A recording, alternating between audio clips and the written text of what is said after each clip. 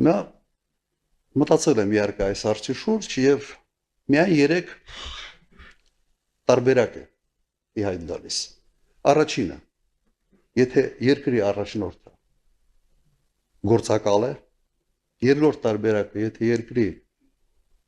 առաջնորդը տգետ է եւ մեծամիտ, եւ երրորդ առաջարկը անում է մտածված եւ միտումնավոր։ Ուրեմն պետք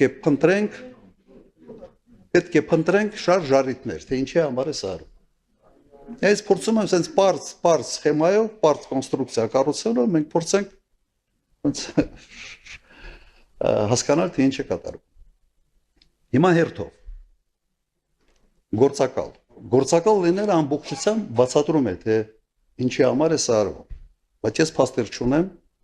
եւ ունեմ մեկ բանաձև, որ եթե Հայաստանի Հանրապետության վարչապետը լիներ Թուրքիայի գործակալ, կաներ ճիշտ այն քայլերը, որոնք այսօր արվում են։ Բայց ես փաստեր չունեմ, սա իհարկե ենթադրություն է։ Թեկուզ վերջերս հենց Փաշինյանի կողմից նշանակված նախարարը հայտարարեց, որ ինքը փաստեր ունի եւ շուտով կհրապարակի։ Երևի ծանոթ եք այ հայտարարության պաշտպանության նախարար աշխատած ազնվորություն։ Երկրորդը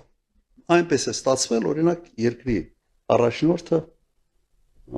տգետ է եւ մեծամիտ։ Այս հանգամանքը բացատրում է այն քայլերը, որոնք Նիկոլ Փաշինյանը արել է 18 մինչև 20 թվականի պատերազմում պարտություն։ Իսկապես բացատրվում է տգետության եւ մեծամտության։ Բայց չի բացատրում այն, ինչ կատարվեց դրանից հետո։ Եվ երրորդ տարբերակը արվում է միտումնավոր, պլանավորված եւ փորձենք վերլուծել արդեն այս երրորդ տարբերակը։ Նայեք, ես պետք է ասեմ, որ լինում են դեպքեր, հաճախ չեն լինում, շատ քիչ են լինում, երբ երկրի առաջնորդի ազնական շահերը չեն համընկնում կամ հակադրվում են երկրի իրական շահերին։ Պատմությունը գիտի նման դեպքեր։ Հիմա փորձենք հասկանալ, միգուցե հենց այս դեպքն է այսօր Հայաստանի Հանրապետությունը։ Ես բերեմ մի քանի օրինակ, որոնք ակնհայտ ցույց են տալիս, որ երկրի առաջնորդը պատրաստ է ի հակադրվելով երկրի շահերին առաջ մղել իր ազնական շահերը։ Առաջինը 44 օրյա պատերազմի ժամանակ հոկտեմբերի 18 առաջարկը կանգնեցնել պատերազմը, որը մերժվեց վարչապետի կողմից։ Երկրի շահերից է բխում անկասկած օր առաջ կանգնեցնել այդ պատերազմը։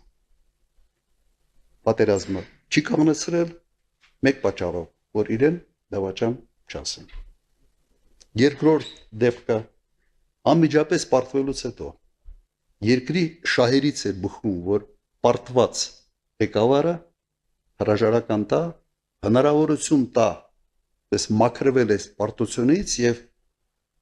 նոր առաջնորդ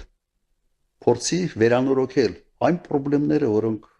ծանրացել են երկրի վրա պարտության հետ կապված։ Չի արել։ Արդյունքում ազնվեց Գորիս Կապան ճանապարհը, Շորնուխի կեսը եւ այլ չթվարկեմ։ Եվ այս շարքը ես կարող եմ շարունակել։ Օրինակ, երբ ճանաչվեց Պրահայում Արցախ-Ադրբեջանի կազմում, բխում էր դա Հայաստանի շերտերքը չեն բխում։ Հիմա փորձենք հասկանալ, ինչի է այս քայլերը արվում։ Օրինակ պատերազմից հետո, կամ միգուցե շարունակեմ, որից հետո ավելի հասկանալի կլինի։ Օրինակ ինչի սկսեց Նիկոլ Փաշինյանը բանակցել Ալիևի հետ առանց միջնորդների։ Միջներ թույլ կողմը, պարտվող կողմը առաջի շահագրգիռ կողմն է, որ լինեն հզոր միջնորդներ։ որոնք կերաշխավորեն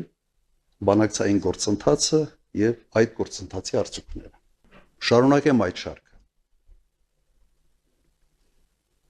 Ինչու Միացյալ Նահանգներում այս օգոստոսի 8-ին նախաստորագրված փաստաթղթերում Նիկոլ Փաշինյանը որևէ կերպ չփորձել բանակցել խաղաղության հաստատման եւ ամրապնդման միջազգային երաշխիքների խնդիրը։ Նույնիսկ փորձ չի արվել, ես համոզված եմ, որ փորձի պարագայում հնարավոր էր դրան հասնել։